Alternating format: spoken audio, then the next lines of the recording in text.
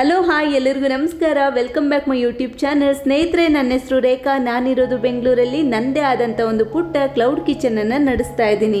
ಸ್ನೇಹಿತರೆ, 4 ದಿನದಿಂದ video upload ಮಾಡದೇ ಇರೋದಕ್ಕೆ ಕಾರಣ ಏನಪ್ಪ ಅಂದರೆ, ಸ್ವಿಗ್ಗಿ ಮತ್ತು ಝೊಮ್ಯಾಟೋದಲ್ಲಿ ನಾನು ಕೂಡ ಫಸ್ಟ್ ಪೇಮೆಂಟ್ ತೊಗೋಬೇಕಾಗಿತ್ತು. ಯಾಕೆಂದರೆ 15 ದಿನ ನಾನು ಕೆಲಸ ಮಾಡಿದೆ ಸ್ವಿಗ್ಗಿ ಮತ್ತು ಝೊಮ್ಯಾಟೋಗೋಸ್ಕರ. ಭಾಳ ಖುಷಿ ಆಗುತ್ತೆ. ಆದರೆ ಸಂಬಳ ತೊಗೋಬೇಕು ಅಂದರೆ ನನಗೆ ಬ್ಯಾಂಕಲ್ಲಿ ಸ್ವಲ್ಪ ಪ್ರಾಬ್ಲಮ್ ಇತ್ತು. ಹಂಗಾಗಿ ಬ್ಯಾಂಕಿನ ಕಡೆ ಓಡಾಡ್ತಿದ್ದೆ. ಅದ್ರ ಜೊತೆಗೆ ನೋಡಿ, ನನ್ನ ಕಾಲಿನ ಸ್ಥಿತಿ ಈ ರೀತಿ ಆಗಿತ್ತು. ಹಂಗಾಗಿ ನಾನು 4-5 ದಿನದಿಂದ ವಿಡಿಯೋ ಅಪ್ಲೋಡ್ ಮಾಡೋಕ್ಕೆ ಆಗಲಿಲ್ಲ. ವಿಡಿಯೋ ಮಾಡ್ತಾ ಇದ್ದೆ. ನನ್ನ ಕ್ಲೌಡ್ ಕಿಚನ್ ಆಗಿರೋದ್ರಿಂದ ಎಲ್ಲ ಅರ್ಧ ವಿಡಿಯೋಗಳೇ ಹಾಕಿರ್ತಿದ್ದು. ಒಂದಂತೂ ನನಗೆ ಒಂದು ಕೂಡ ಅಪ್ಲೋಡ್ ಮಾಡೋಕ್ಕೆ ಗೊತ್ತಾಗ್ತಾ ಇರಲಿಲ್ಲ. ಇವತ್ತು ನಾನು ಬಟರ್ ಪನ್ನೀರ್ ಮಸಾಲ ಮಾಡ್ತಾಯಿದ್ದೀನಿ. ಇದೇ ಗ್ರೇವಿನ ಉಪಯೋಗಿಸ್ಕೊಂಡು ನೀವು ಚಿಕನ್ ಕೂಡ ಮಾಡ್ಕೋಬೋದು. ಬಹಳ ಈಸಿಯಾಗಿ ಈ ಒಂದು ಟೇಸ್ಟಿ ಆದಂಥ ಬಟರ್ ಪನ್ನೀರ್ ಮಸಾಲಾನ ಹೇಳ್ಕೊಡ್ತಾ ಇದ್ದೀನಿ. ಬನ್ನಿ ಈ ವಿಡಿಯೋನ ಶುರು ಮಾಡೋಣ. ಪ್ಲೀಸ್ ನನ್ನ ಚಾನಲ್ ನೋಡ್ತಿರೋರೆಲ್ಲ ಈ ವಿಡಿಯೋಗೊಂದು ಲೈಕ್ ಕೊಟ್ಟು ನನ್ನ ಚಾನಲ್ನ ಸಬ್ಸ್ಕ್ರೈಬ್ ಮಾಡಿ ಸಪೋರ್ಟ್ ಮಾಡಿ. ಬನ್ನಿ ಸ್ನೇಹಿತರೆ, ಈ ವಿಡಿಯೋನ ಶುರು ಮಾಡೋಣ. ಮೊದಲಿಗೆ ನಾನಿಲ್ಲಿ ಒಂದು ಕಡಾಯಿ ಇಟ್ಕೊಂಡಿದ್ದೀನಿ. ಆ ಕಡಾಯಿಗೆ ನಾನು 1-2 ಟೇಬಲ್ ಸ್ಪೂನ್ ಆಗುವಷ್ಟು ಬೆಣ್ಣೆನ ಸೇರಿಸ್ಕೊತಾ ಇದ್ದೀನಿ. ಮನೆಯಲ್ಲೇ ಮಾಡಿದಂಥ ಬೆಣ್ಣೆ ಇದು. ಈಗ ಇದಕ್ಕೆ ನಾನು ಅರ್ಧ ಟೀ ಸ್ಪೂನ್ ಆಗುವಷ್ಟು ಜೀರಿಗೆನ ಹಾಕ್ತಾ ಇದ್ದೀನಿ. 2 ಏಲಕ್ಕಿಕಾಯಿ ಚೆನ್ನಾಗಿ ಘಮ ಬರೋವರೆಗೂ ಹುರ್ಕೋಬೇಕು. ಯಾವುದೇ ರೀತಿ ಸೀದಿಸ್ಕೋಬಾರ್ದು. ಈ ಒಂದು ಗ್ರೇವಿನ ನಾನು ಇಬ್ಬರಿಗೆ ಮಾಡಿಕೊಡ್ತಾ ಇರೋದು. ಇದು ಕೂಡ ಆರ್ಡ್ರ್ ಬಂದಿತ್ತು ನನಗೆ, ಆಫ್ಲೈನ್ ಆರ್ಡ್ರ್ ಇದು. 2 ಮೀಡಿಯಮ್ ಸೈಜ್ ಈರುಳ್ಳಿ, 5 ಇಳ್ಕು ಬೆಳ್ಳುಳ್ಳಿ, ಅರ್ಧ ಇಂಚು ಹಸಿ ಶುಂಠಿನ ಹಾಕ್ಕೊಂಡಿದ್ದೀನಿ. ಕಲರ್ ಚೇಂಜ್ ಆಗಲಿ, ಹಸಿ ಸ್ಮೆಲ್ ಹೋಗಲಿ ಅಷ್ಟೇ.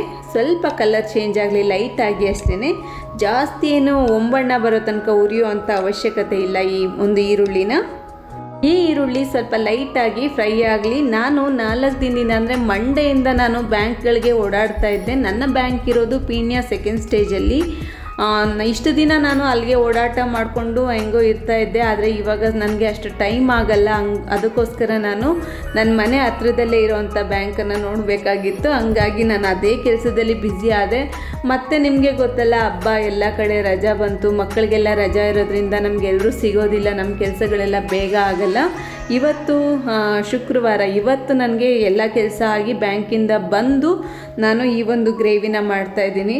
ಮತ್ತು ಆರ್ಡ್ರ್ ತೊಗೊಂಡು ಆರ್ಡ್ರನ್ನ ಕಂಪ್ಲೀಟ್ ಮಾಡೋಣ ಅಂತ ಬಂದೆ. ತುಂಬ ಏನು ಕೆಲಸ ತೊಗೊಂಡಿಲ್ಲ ನಾನು, ಸ್ವಲ್ಪ ಕೆಲಸನೇ ತೊಗೊಂಡಿದ್ದೀನಿ. ಇಲ್ಲಿ 4 ಬ್ಯಾಡಗಿ ಮೆಣಸಿನ್ಕಾಯಿ ತೊಗೊಂಡಿದ್ದೀನಿ. ಅದಾದಮೇಲೆ ಒಂದು 10-12 ಕ್ಯಾಶು ತೊಗೊಂಡಿದ್ದೀನಿ, ಅಂದರೆ ಗೋಡಂಬಿ. ಇದಿಷ್ಟನ್ನು ಹಾಕಿ ಒಂದು 5-6 ಟೊಮೆಟೊ ಮತ್ತು ಕೊತ್ತಂಬರಿ ಸೊಪ್ಪಿನ ದಿಂಡನ್ನು ಹಾಕಿ ಈಗ ಸ್ವಲ್ಪ ಫ್ರೈ ಮಾಡ್ಕೊತೀನಿ. ಜಾಸ್ತಿ ಏನು ಫ್ರೈ ಮಾಡ್ಕೊಂಡು ಕೂತ್ಕೊಳ್ಳೋ ಅಂಥ ಅವಶ್ಯಕತೆ ಇಲ್ಲ. ಸ್ವಲ್ಪ ಒಂದು ಚೆನ್ನಾಗಿ ಒಂದು ಒಳ್ಳೆ ಮಿಕ್ಸ್ ಕೊಟ್ಟರೆ ಸಾಕು. ಚೆನ್ನಾಗಿ ಇದಕ್ಕೆ ಒಂದು ಒಳ್ಳೆ ಮಿಕ್ಸ್ ಕೊಟ್ಟ ನಂತರ ಇದಕ್ಕೆ ಇವಾಗ ಕೆಲವೊಂದು ಇಂಗ್ರೀಡಿಯೆಂಟನ್ನು ಹಾಕಬೇಕಾಗುತ್ತೆ. ರುಚಿಗೆ ತಕ್ಕಷ್ಟು ಉಪ್ಪು. ಸ್ವಲ್ಪ ನಾನು ಎಡಿಟಿಂಗ್ ಮಾಡುವಾಗ ಮಿಸ್ ಆಯಿತು ವಿಡಿಯೋ. ನಾನಿಲ್ಲಿ ರುಚಿಗೆ ತಕ್ಕಷ್ಟು ಉಪ್ಪು ಹಾಕಿದ್ದೀನಿ. ಒಂದು ಚಿಟಿಕೆ ಆಗುವಷ್ಟು ಅರಿಶಿನ ಪುಡಿ ಹಾಕಿದ್ದೀನಿ. ಅಚ್ಕಾರದ ಪುಡಿ ನಾನು ಇದರಲ್ಲಿ 1.5 ಟೀ ಸ್ಪೂನ್ ಹಾಕ್ತಾಯಿದ್ದೀನಿ. ಮತ್ತು ನಾನು ಅಚ್ಕಾರದ ಪುಡಿನ ಬಳಸ್ತೀನಿ, ಆವಾಗ ತೋರಿಸ್ತೀನಿ. ಈಗ ಫ್ರೈ ಮಾಡಿಕೊಂಡು ಇದಕ್ಕೆ ಸ್ವಲ್ಪ ನೀರನ್ನ ಹಾಕ್ಕೊತೀನಿ. ಈ ಟೊಮೆಟೊ ಚೆನ್ನಾಗಿ ಬೇಯಿಸ್ಕೋಬೇಕು. ಟೊಮೆಟೊ ಮತ್ತು ಈರುಳ್ಳಿ ಎಲ್ಲ, ಈ ಮಸಾಲೆ ಏನಿದೆ ಇದೆಲ್ಲ ಚೆನ್ನಾಗಿ ಬೇಯ್ಕೋಬೇಕು. ಈಗ ನಾನು 1 ಗ್ಲಾಸ್ ಆಗುವಷ್ಟು ನೀರನ್ನ ಸೇರಿಸ್ಕೊತಾ ಇದ್ದೀನಿ. ಈಗ 1 ಗ್ಲಾಸ್ ಆಗೋವಷ್ಟು ನೀರನ್ನ ಹಾಕಿ ಒಂದು ಲಿಡ್ನ ಕ್ಲೋಸ್ ಮಾಡಿ ನಾನು ಒಂದು ಪ್ಲೇಟ್ನ ಮುಚ್ತೀನಿ. ಈಗ ಇದು ಚೆನ್ನಾಗಿ 10 ನಿಮಿಷಗಳ ಕಾಲ ಬೇಯಲಿ. ಇಲ್ಲಿ 10 ನಿಮಿಷಗಳ ಕಾಲ ಬೆಂದಿದ್ದಾಯಿತು.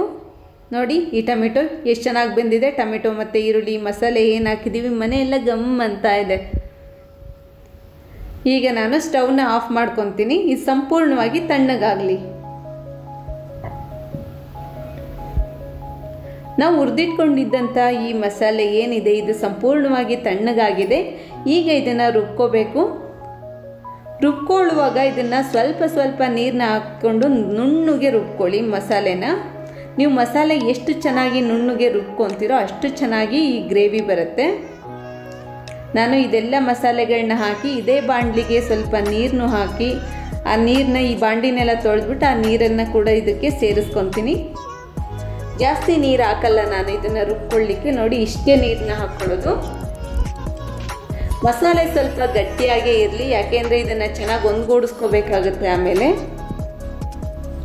ಈಗ ನಾನು ಈ ಮಸಾಲೆನ ರುಬ್ಕೊಂಡಿದ್ದಾಯಿತು. ಚೆನ್ನಾಗಿ ನುಣ್ಣಗೆ ರುಬ್ಕೋಬೇಕು, ಅವಾಗ ಚೆನ್ನಾಗಿ ಟೇಸ್ಟ್ ಬರುತ್ತೆ. ನೋಡಿ, ಈ ಒಂದು ಕ್ರೀಮಿ ಟೆಕ್ಸ್ಚರ್ ಬರುತ್ತೆ ಗ್ರೇವಿನಲ್ಲಿ. ಚೆನ್ನಾಗಿ ರುಬ್ಬಿದ್ದಾಯಿತು. ಈ ಒಂದು ಮಸಾಲೆನ ನಾನಿವಾಗ ಸೈಡಲ್ಲಿ ಇಡ್ತೀನಿ. ಇದಕ್ಕೊಂದು ಒಗ್ಗರಣೆ ಮಾಡ್ಕೋಬೇಕಾಗುತ್ತೆ. ಮತ್ತೆ ಒಂದು ಪಾನ್ ಇಟ್ಕೊಂಡಿದ್ದೀನಿ, ಅದಕ್ಕೆ 1 ಟೀ ಸ್ಪೂನ್ ಆಗುವಷ್ಟು ಮತ್ತೆ ಬೆಣ್ಣೆನ ಸೇರಿಸ್ಕೊಂಡೆ. ಬೆಣ್ಣೆ ಸ್ವಲ್ಪ ಮೆಲ್ಟ್ ಆಗಲಿ. ಇದಕ್ಕಿವಾಗ ನಾನು ಅರ್ಧ ಟೀ ಸ್ಪೂನ್ ಆಗುವಷ್ಟು ಕಾಶ್ಮೀರಿ ರೆಡ್ ಚಿಲ್ಲಿ ಪೌಡ್ರನ್ನ ಸೇರಿಸ್ಕೊಳ್ತಾ ಇದ್ದೀನಿ. ನಾನು ಟೋಟಲಾಗಿ 2 ಟೀ ಸ್ಪೂನ್ ಆಗುವಷ್ಟು ಕಾಶ್ಮೀರಿ ರೆಡ್ ಚಿಲ್ಲಿ ಪೌಡ್ರನ್ನೇ ಬಳಸಿದ್ದೀನಿ, ಯಾಕೆಂದರೆ ಒಣಮೆಣಸಿನ್ಕಾಯಿ ಹಾಕಿರೋದ್ರಿಂದ ಸ್ವಲ್ಪ ಖಾರ ಆಗುತ್ತೆ. ನಾನು ರುಬ್ಕೊಂಡಂಥ ಮಸಾಲೆನ ಸೇರಿಸ್ಕೊಳ್ತಾ ಇದ್ದೀನಿ. ಸೇರಿಸ್ಕೊಂಡು ಇವಾಗ ನಾನು ಈ ಮಿಕ್ಸಿ ಜಾರ್ನೆಲ್ಲ ತೊಳೆದು ಅದೇ ನೀರನ್ನ ಹಾಕ್ಕೊಂಡು ನನಗೆ ಗ್ರೇವಿ ಕನ್ಸಿಸ್ಟೆನ್ಸಿ ಎಷ್ಟು ಬೇಕೋ ಅಷ್ಟು ಕನ್ಸಿಸ್ಟೆನ್ಸಿನ ನಾನು ಅಡ್ಜಸ್ಟ್ ಮಾಡ್ಕೊತೀನಿ ನೀರನ್ನ ಹಾಕಿ.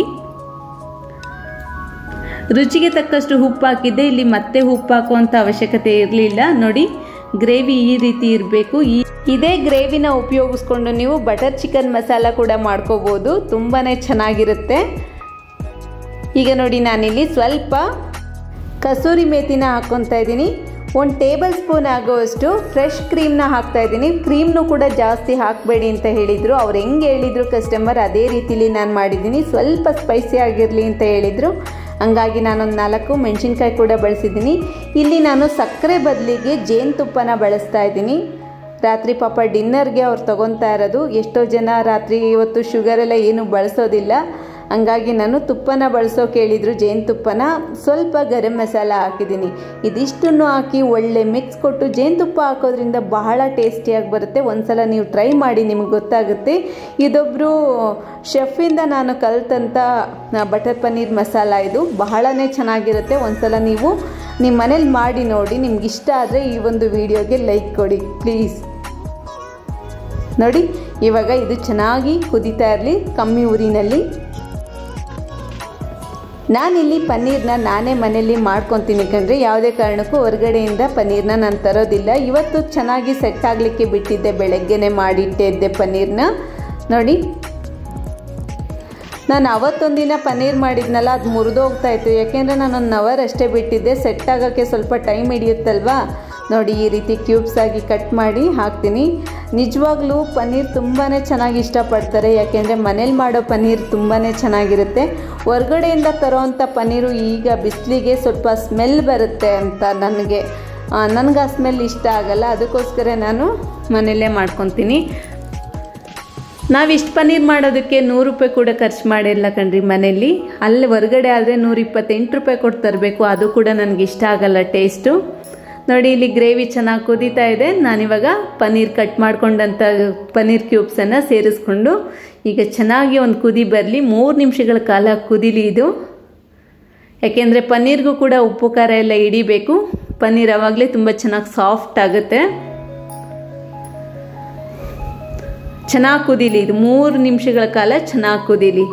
ನಾನು ಲಿಡ್ನ ಕ್ಲೋಸ್ ಮಾಡ್ತೀನಿ ಇವಾಗ.